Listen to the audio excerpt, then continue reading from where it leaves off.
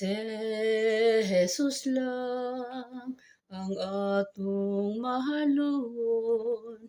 Si Jesus lang ang atong higugmaon. Kay diha kaniya maangkuntang kalipay.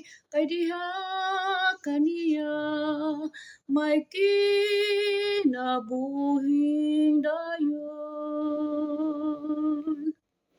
Busa igsuon, padayon sa unahan, kay siya motabang sa tanang kalistanan. Kay diha kaniya maangkuntang kalipay.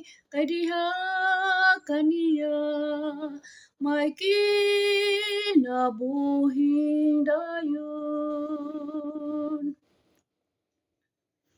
Kay diha kaniya maangkuntang kalipay. Kay diha kaniya may kinabuhing dayon.